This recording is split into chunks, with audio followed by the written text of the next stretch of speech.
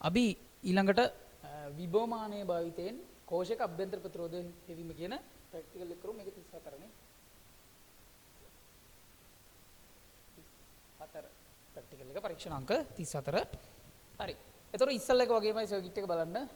මෙතන තියෙනවා විභවමානය. එතකොට මෙතන කෝෂය තියෙනවා, ඕ ටික තියෙනවා. මෙතන ඉස්සලා තිබ්බේ එක බැටරියක් විතරයි. දැන් මේ බැටරියේ අභ්‍යන්තර ප්‍රතිරෝධය හොයන්න යන්නේ.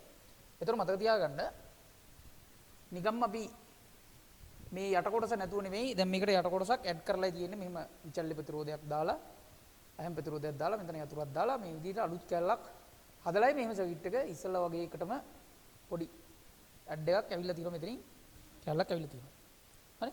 හරි. එතකොට ඉස්සලා වගේමයි කෝෂයට ගන්නේ 2 වෝල්ට් EM අම්ල ඇකියුමුලේටරයක් හෝ නිකල් කැඩ්මියම් කෝෂ දෙයක් ගන්නවා. නැත්තම් තව ඕන අපිට මෙතන මේ වැඩේට ප්‍රතිරෝධ පෙට්ටියක් ඕන මෙන්න මෙතෙන්ට. ඒතර ප්‍රතිරෝධය වෙනස් කරගන්න විචල්්‍ය ප්‍රතිරෝධයක් සඳහා ප්‍රතිරෝධ පෙට්ටියක් භාවිතා කරනවා. බලමු මෙතෙන් අපිට ධාරා නියාමක සුදුසු නැද්ද කියලා පස්සේ බලමු. ධාරා නියාමකයේ සුදුසු නැද්ද කියලා පස්සේ බලමු. හරි? ටිකක් කළා යනකොට තේරෙයි ධාරා නියාමක සුදුසු නැද්ද කියලා. හරි. ඉස්සලා වගේමයි මැද බිඳු ගැලවනෝමීටරයක් ඕන මේ සර්කිට් එකටත්. මෙතනදී සන්තුලන ලක්ෂය සොයා ගැනීම සඳහා ඒ වගේම ටකරන යතුරක්, පේන යතුරක් ඕන. මෙතෙන් ටකරන යතුරක් ඕන. මෙතෙන්ට පේන යතුරක් ඕන. ඊට පස්සේ 5 කිලෝ ඕම් පමණ ආරක්ෂක ප්‍රතිරෝධයක් ගන්නවා ගැලවනෝමීටරයේ ආරක්ෂාවට. ඒ වගේම ස්පර්ශක යතුරක් ඕන මෙතන. සර්පණ යතුර, ස්පර්ශක යතුර. ඒ වගේම සම්බන්ධක කම්බිය ඕන. හරි. ඉස්සලා වගේම තමයි දැන් කරන්නේ මේ අපි මෙහෙම හිතමු. සන්තුලනය වුණ අවස්ථාවක් ගැන හිතමු ඉස්සල්ලාම. හරි. ඒ සන්තුලනය වුණා කියලා කියන්නේ මේ ගැලවනෝමීටර පාඨාංගය ශුන්‍ය වෙනවා. හරි. මොකද අනිත් අවස්ථා ගැන කතා කරොත් මේක පොඩ්ඩක් පැටලෙනවා. හරි. අනිත් අවස්ථා ගැන කතා කරොත් මේක පොඩ්ඩක් පැටලෙන නිසා මම ඉස්සල්ලාම සන්තුලනය වන අවස්ථාවක් ගැන ඉස්සල්ලාම සාකච්ඡා කරනවා. හරි. හරි. අපි හිතමුකෝ මේ සර්පණ යතුර මේ විභවමාන කම්බියේ මෙහෙම තනින් තන ඇදගෙන යන්නේ. ඒවට හේතු පස්සේ පැහැදිලි කරනවා. තනින් තන තියා යනවා. හරි. හරි. ඉස්සලාම කරන්න ඕනේ මේක. පළවෙනි පියවර. පළවෙනි පියවර විදිහට අපි කරන්න ඕනේ මෙන්න මේ K3 කියන ස්විච් එක දාන්න ඕනේ. K3 ස්විච් එක දානවා. K3 ස්විච් එක දැමීම. හරි. හරි. ඔන්න දැන් K3 ස්විච් එක දානවා. මෙයා දානවා. මෙයා දාලා අපි කරන්නේ මොකද්ද? මේ සර්පණ ස්පර්ශකය මේ විභවමාන කම්බිය තනින් තන තියෙනවා. එතකොට දෙවෙනි පියවර වෙන්න ඕන. දෙවෙනි පියවර වෙන්න ඕන. සර්පණ ස්පර්ශකය කම්බියේ තනින් තන තියලා සන්තුලන අවස්ථාවක් ගැලවනෝමීටර පාඨාංගයේ ශුන්‍ය වෙන තැනක් හොයා ගන්නවා. ස්පර්ශකය ගැලවනෝමීටරේ ශුන්‍ය වෙන ස්ථානය හොයා ගන්නවා. ශුන්‍ය වෙන ස්ථානය හොයා ගන්නවා. හරි. හරි. දැන් ශුන්‍ය වුණ ස්ථාන හොයාගත්තා කියලා කිව්වෝ. හරි. මේ ශුන්‍ය වුණ ස්ථානය කියලා කියන්නේ මේ සර්කිට් එකේ මෙන්න මේ අත්තහරා කිසිම ධාරාවක් ගලන්නේ නැහැ කියන එක. මේක හරහා ධාරාවක් ගලන්නේ නැහැ. මෙහින් ගිහලා මේ ධාරාවක් ගලන්නේ නැහැ. හරිද? මෙහින් යන්නේ නැහැ ධාරාවක්. හරි. හැබැයි මේ සර්කිට් එකේ මේවා හරහා ධාරාවන් ගලනවා. මම ඉස්සෙල්ලා පෙන්නුනේ මේ සර්කිට් එකේ මේක හරහා ධාරාවක් ගලන්න එයාට සංවෘත පුඩුවක් තියෙනවා. හැබැයි මෙතනින් විතරයි ධාරාව ගලන්නේ නැත්තේ. මෙහින් ඇවිල්ලා මෙතනින් යන්නේ නැහැ. හැබැයි ඔයාලට පේනවා ඉතින් ඉස්සෙල්ලාගේ වගේ නෙවෙයි මෙන්න මේකේ අස්සේ මෙතන ධාරාවක් ගලන්න එයාට ඉඩ තියෙනවා. හරිද? මම මේවට නම් දුන්නොත් A B C D E F G කියලා මෙහෙම දුන්නොත් මෙන්න මේ D E F G කියන පුඩුව අස්සේ පුඩුව ඇතුලේ ධාරාවක් ගලනවා. හරි? සන්තුලනේ වෙලාවෙත්. බලන්නකෝ. මෙතන සන්තුලනේ වුණා කියන්නේ මෙතනින් ධාරාවක් ගලන්නේ නැහැ කියන එක තමයි. හැබැයි මේකේ අස්සේ මට ධාරාවක් ගලන්න හැකියාව තියෙනවා. ඒ වගේම මේ උඩ ධාරාවක් ගලනවා. හරි. දැන් මේකේ අස්සේ ධාරාව ගැලීම නිසා ඉස්සෙල්ලා වගේ මේකේ අභ්‍යන්තර ප්‍රතිරෝධයක් තියෙන නිසා DE අතර විභවාන්තරයේ විදිහට මෙයා පෙන්වන්නේ. හරි? E ඍණ IR ප්‍රමාණයක්. හරි? ඒ කියන්නේ ඇත්තටම පෙන්වන්නේ මෙයා E ඍණ IR ප්‍රමාණයක්. එහෙම නැත්නම් අපිට කියන්න පුළුවන් මෙන්න මේ බැටරිය දෙපස විභවාන්තරය තමයි sorry මේ ප්‍රතිරෝධයේ දෙපස විභවාන්තරය තමයි මෙයා DE අතර විභවාන්තරය විදිහට පෙන්වන්නේ. ඒ කියන්නේ මෙතන විභවාන්තරය මම මේක මෙහෙම නොලියා R දෙපස විභවාන්තරය තමයි පෙන්වන්නේ. දෙපස විභව අන්තරය. හරි. මේක ඇස්සේ සර්කිට් එක මේ පුඩු ආසේ ධාරාවක් ගමන් කරන නිසා මම හරි ඒකේ ධාරාව ගමන් කරන්නේ මේ පැත්තට. බැටරිය දීලා තියෙන මේ පැත්ත නිසා මේ පැත්තට තමයි ධාරාව ගමන් කරන්නේ. හරි. ඔය පැත්තට ධාරාව ගමන් කරන නිසා මම ඕකේ අස්සට කර්චොෆ් දානවා. E සමානයි I වාරයක් කැපිටල් R දාන සිම්පල් R. එහෙනම් උතනින් I හොයාගන්න පුළුවන්. ඒකේ ඒ පතේ ගමන් කරන I මේ කොටසේ විතරක් ගමන් කරන I හොයාගන්න පුළුවන් මට. E බෙදීම E1 කියලා ගමු. කෝෂය R ධන R කියලා. හරි? හරි. දැන් මට පුළුවන් මේ ප්‍රතිරෝධ දෙපස විභවාන්තරය හොයාගන්න R ප්‍රතිරෝධයට V සමාන IR දාන්න. හරි? හරි. එහෙනම් එයාගේ දෙපස විභවාන්තරය එනවා. මෙන් තියෙනවා ධාරාව. ඔන්නෝකින්. නෝකින් එනවා. හරි? හරි. දැන් එහෙනම් මෙන්න මේ දෙපස විභවාන්තරය හොයාගත්තා. දැන් මේ දෙපස විභවාන්තරය දැන් ඉස්සලා වගේමයි මේ දෙපස විභවාන්තරය සමාන වෙනවා. මොකද මේ ප්‍රතිරෝධ ධාරා විභව බැස්මවල් නැහැ. ධාරාවක් ගමන් කරන්නේ නැහැ මේ කොටසේ. හරි? එහෙනම් මෙතන විභවාන්තරය සමානයි. එහෙනම් මෙතන සන්තුලන දිග දන්නවා නම් ඔයා ඒකක දිගක විභව බැස්ම දන්නවා නම් ඒකක දිගක විභව බැස්ම කේ දන්නවා නම් ඔයාට කෙලින්ම කියන්න පුළුවන් මෙතන සන්තුලන දිග මෙයාගෙන් ගුණ කරාම මේකට සමානයි කියලා. හරිනේ? හරි. දැන් ඔන්නෝක හොයාගන්න පුළුවන්. දැන් ඔතෙන් යනකම් සාමාන්‍ය සමීකරණ ඔප්පු කිරීමම තමයි. හරි. දැන් එතකොට වෙනවා. හරි.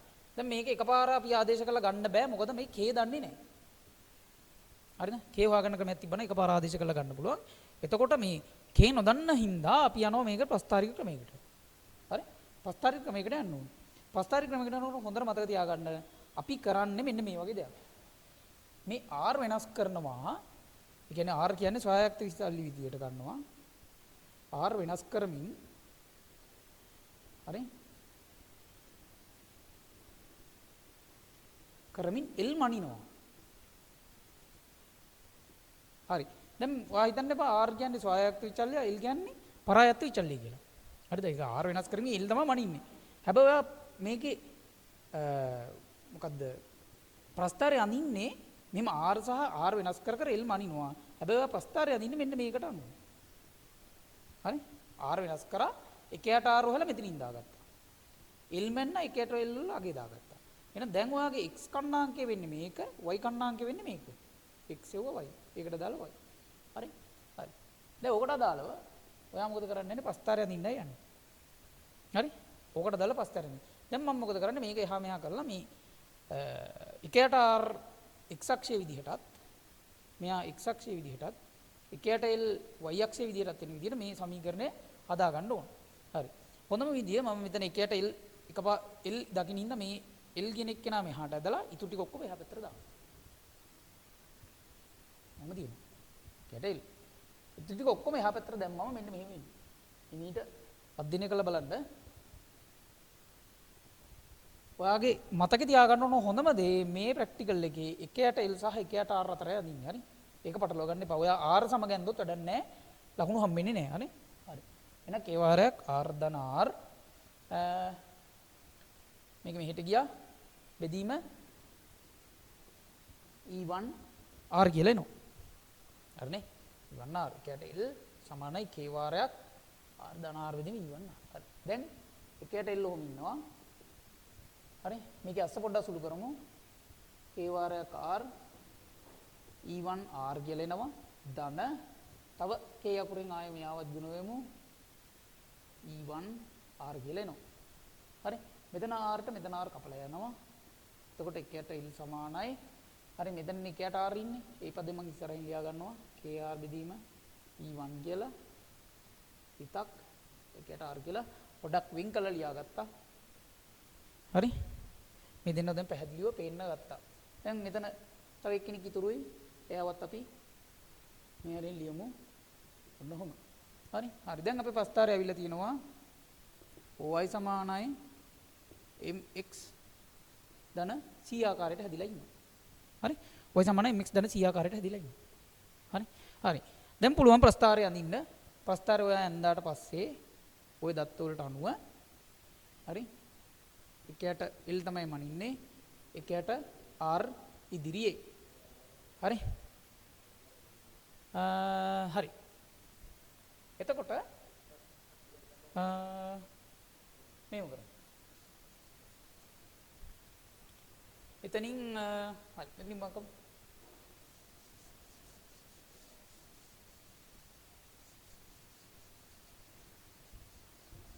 හරි අපි ප්‍රස්ථාරයේ හදාගත්තා. ඔය විදිහට එන්නේ. ඒ කියන්නේ y සමානයි mx ධන c ආකාරයේ ප්‍රස්ථාරයක් එන්නේ.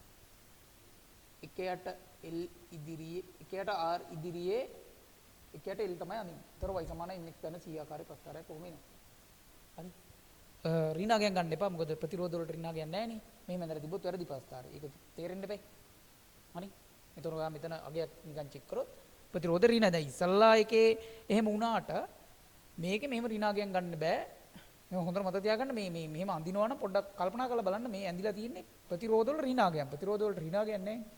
එහෙනම් වෙන්න බෑ කොයි වෙලාවකවත්. එහෙනම් ඔතනින් නවත්තන්න ඕක. හරි? හරි. එතකොට මෙතනින් අන්තක්කණ්ඩ ඔයාලම මන ගන්න පුළුවන්. මම C කියලා ගන්නම්. මේකේ ලක්ෂ දෙකක් තෝරාගෙන අනුක්‍රමණය හොයන්න පුළුවන්. ඒක තමයි අනුක්‍රමණය වෙන්නේ. හරි? හරි. අනුක්‍රමණය අන්තක්කණ්ඩ හොයාගත්තා නම් හරි? අපිට ඕන අභ්‍යන්තර ප්‍රතිරෝධෙනේ. ඒ කියන්නේ මෙයානේ. දැන් ඔයාලට පේනවා මේකෙත් K ඉන්නවා. මේක විතරක් ගත්තොත් K ඉන්නවා. මේකෙත් K ඉන්නවා. එහෙනම් අපිට මේ දෙක බෙදලා දැම්මා නම් R තනි කරගන්න පුළුවන්. එහෙනම් බලමු මෙන්න මෙහෙම වැඩක් කරන්න. අන්තක්කණ්ඩය ඒකයි අපි බෙදන්නේ. හරි? දැන් ඔයා හිතන්නකෝ මේකේ K නැහැ කියලා. කිසිම ප්‍රශ්නයක් නැහැ. මෙතනින් අන්තක්කණ්ඩය හොයන්න ආදේශ කරන්න ගන්නවා. දැන් කේස් එක තියෙන්නේ මොකද්ද? මෙතන අන්තක්කණ්ඩෙත් ආයේ K ඉන්නවා. සෝරි අනුක්‍රමණෙත් K ඉන්නවා. අන්තක්කණ්ඩෙත් K ඉන්නවා. ඉතින් දැන් මේ දෙකේම ඉන්නකොට දැන් කරදරයිනේ. ඒතර අපිට බෙදවුවා නම් ඒ K අයින් කරගන්න පුළුවන්. ඒකින්ද අපි ඒ වාසිය ගන්නවා. අන්තක්කණ්ඩෙ බෙදීම අනුක්‍රමණය.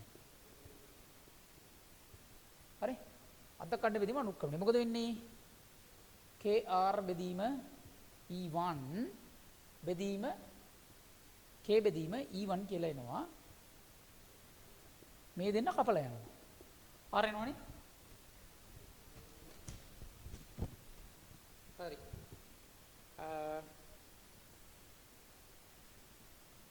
මෙතන අනුක්‍රමණය බෙදීම අන්තක්කණ්ඩ ඉන්නේ. අනුක්‍රමණය නෙමෙයි KR බෙදීම E1 කියන්නේ. අනුක්‍රමණය බෙදීම අන්තක්කණ්ඩ. හරි. අන්තක්කණ්ඩ. හරි. අනුක්‍රමණය තමයි R ඉන්නේ. අන්තක්කණ්ඩේ තමයි මෙයා ඉන්නේ.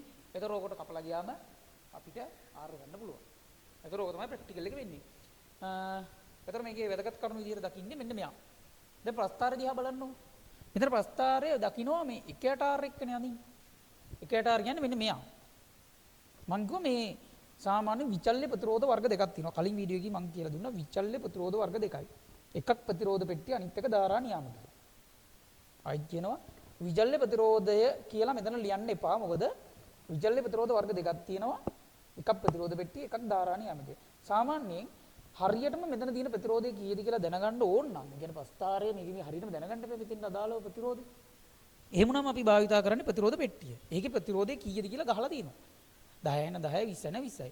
හැබැයි මේ ධාරා නියාමකය කියන එකත් ඇත්තටම විචල්්‍ය ප්‍රතිරෝධයක්. ඔයාලට මේ සර්කිට් එකේ ප්‍රතිරෝධය වෙනස් කරන්න පුළුවන්. හැබැයි ඒකේ පෙන්වන්නේ නැහැ මේකේ ප්‍රතිරෝධය කීයයි තියෙන කියලා පෙන්වන්නේ නැහැ. ඉතින් එහෙම වුණා ඔයාලට මෙතන කියන්න බෑනේ මෙතන ප්‍රතිරෝධය දැන් මේ වෙලාවේ 5යි කියලා. ඉතින් ඒකින්ද අපිට මේකේදී ධාරා නියාමකයක් භාවිතා කරන්න බැහැ. හරි? මම ඒක මෙතන පැහැදිලි කරා.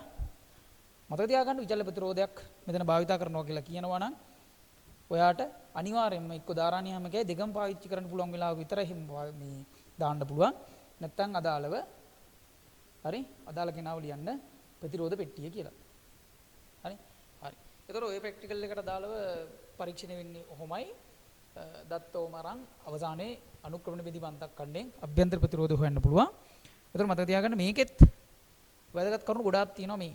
අර ඉස්සලා වගේමයි 5 ඕම් ගන්නයයි K2 යතුරු ගන්නයයි මේව ගන්නයයි මේ සම්බන්ධව හරි මේ ප්‍රැක්ටිකල් දෙකටම අදාළව විශේෂ කරුණු සම්බන්ධයෙන් වීඩියෝ එකක් කරනවා. ඒකෙන් බලන්න ඇයි මේව ගන්නෙ මේකයි කොහොමද මේකේ සම්තුලන ලක්ෂයක් හොයන්නේ ඒ සම්බන්ධව හැමදේම ඒ වීඩියෝ එකෙන් කතා කරනවා. ඒතකොට මේ ප්‍රැක්ටිකල් දෙක කරන්නේ ඔන්න ඔහොමයි. ඕක ගැන පොඩි අයිඩියා එකක් කරන් මේකේ හොඳට මතක තියාගන්න ඕන දේ තමයි මෙන්න මෙතන. ඔයා මේ ප්‍රස්තාරය අඳිනකොට මොන අක්ෂය සහ මොන අක්ෂයද මොන කරුණු දෙකද මේකෙන් x අක්ෂයටයි y අක්ෂයටයි ගන්න කියන එක පැහැදිලිව මතක තියාගන්න. මොකද ඒ වෙලාවේ හිතලා මේක ගන්න බෑ හරි. ඔයා r ඉදිරියේ l ඇඳාට ඔයාලට ලකුණු හම්බෙන්නේ නැහැ. ඔයාට අදාළ ප්‍රස්තාරය ඉන්නේ නැහැ නේ. ඒක r ඉදිරියේ l ඇඳාම මේක කොහට නැති සමීකරණයක් එන්නේ. r ඉදිරිය ඔයාට l අඳින්න බැරි. හරි? r x අක්ෂයට අරන් එහෙම අඳින්න බෑ ඔයාට. හරි? එහෙනම් මේක ලස්සන පැහැදිලි ප්‍රස්තාරයක් ගන්න ඕන නිසා මේ විදිහට හදලා තියෙන්නේ. එහෙනම් පැහැදිලිවම මේක මතක තියාගන්න. මෙතන තමයි මේකේ ලොකුම පොයින්ට් එක තියෙන්නේ. හරි? මෙතන එතකොට මේක අඳ ගන්න පුළුවන්. හරි? හරි. ඊළඟ එකේදී එතකොට බලමු මොකද වෙන්නේ කියලා.